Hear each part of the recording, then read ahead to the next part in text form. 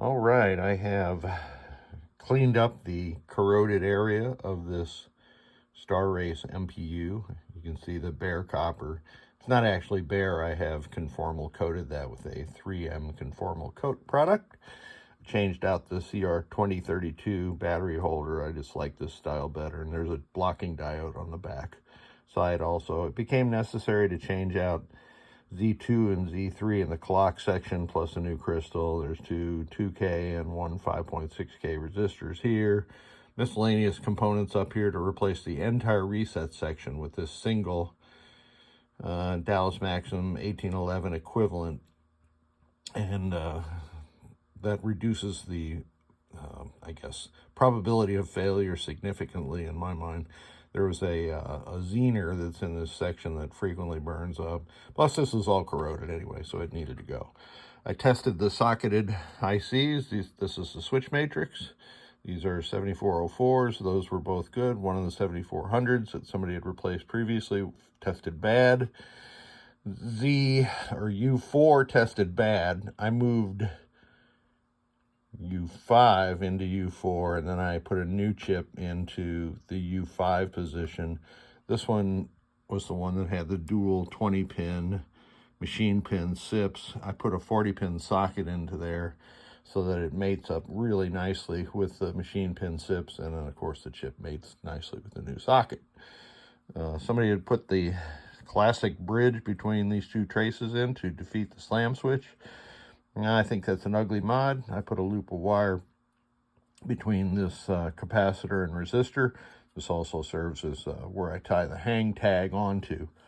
I have this board now on my bench. I've shorted to the 4th resistor from the left, and my Great Plains Electronics Quick Scan 80 is now testing it, and 4, 5, and 6, those are the 6532 Riots. One is the 5101 RAM. So from the Quick Scan 80's perspective, this board's good to go.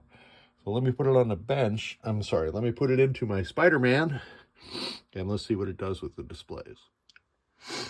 Well, despite the fact that all the Riots and the RAM were good on this CPU that goes into a Star Race, this thing has been beating me up for about an hour.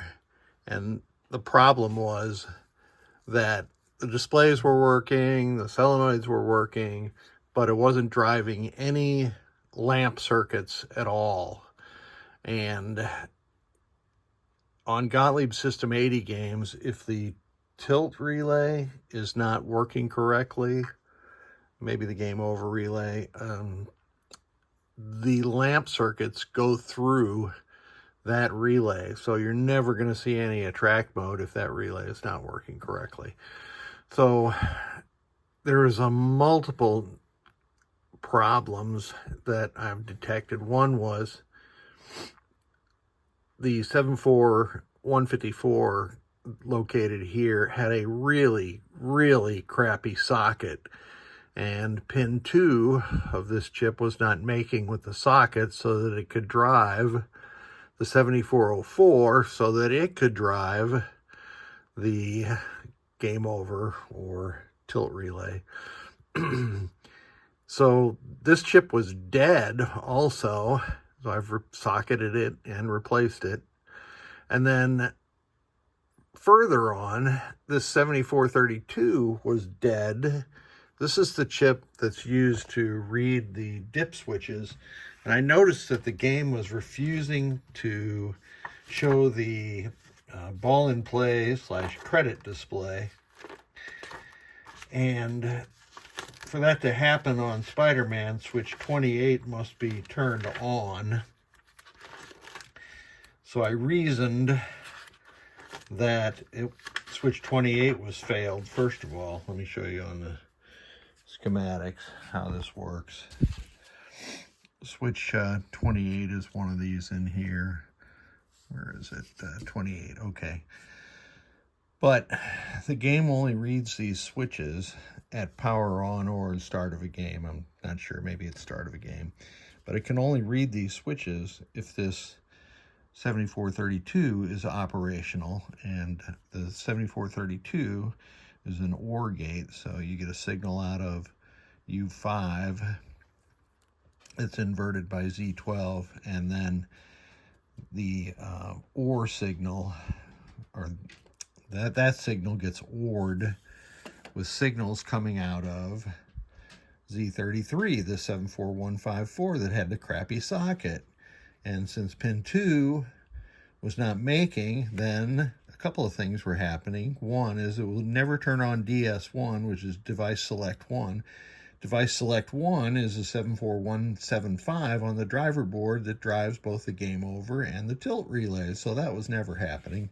Plus, it would never allow you to read the dip switches associated with pin 6 of this 7432, but since the 7432 was crocked totally anyway and inoperative, it wasn't reading any of these switches.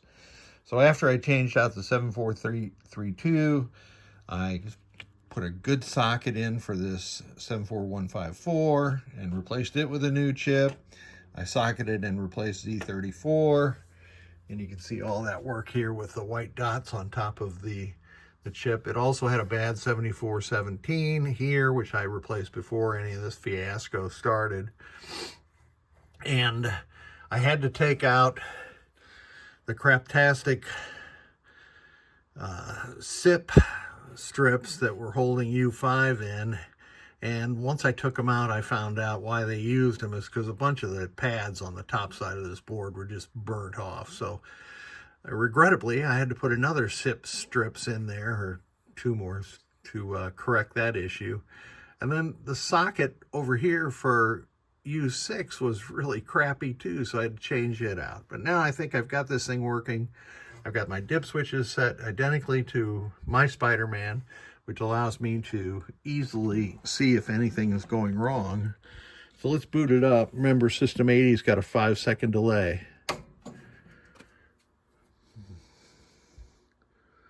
3, 4, 5. Okay.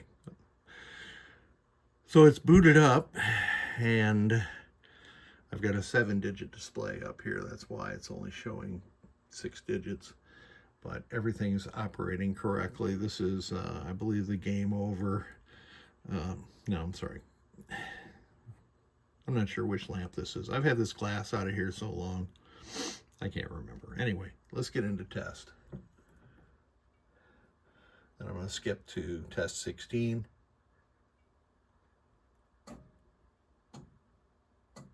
Tilt relay. Game over relay. Coin lockout relay. And then it's going to leap into a track mode. Let me get this out of here. Well, it's not really a track mode.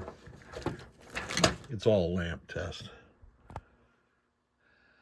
I've got some LEDs in here. Generally not a fan of LEDs, but the color saturation with LEDs in this game is much better. So lamps are all working now. I'd expect that if the MPU is working correctly, because I've got a known good driver board. We skip to test 17.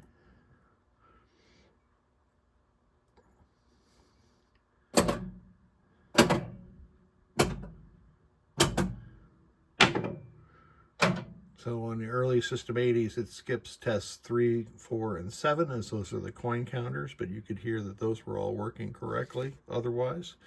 Test 18 is switch matrix test. 99 means no switches closed. I'm going to use my homemade switch matrix tester.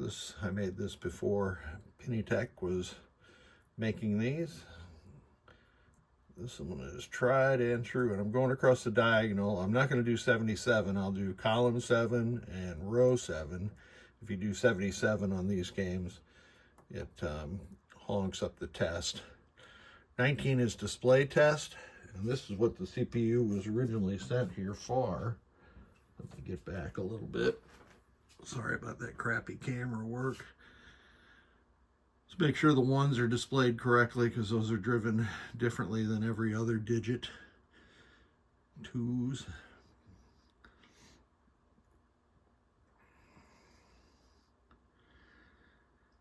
once we get through with the 4s, we will have tested every segment on every display.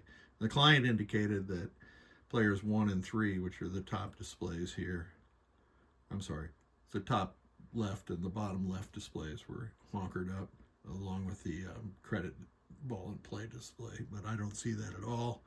I would suggest that there's probably connection problems. So the displays are all working correctly. The last test is memory test. I have to get to test 20, and it should come up with a 99 if it's working correctly, which it does.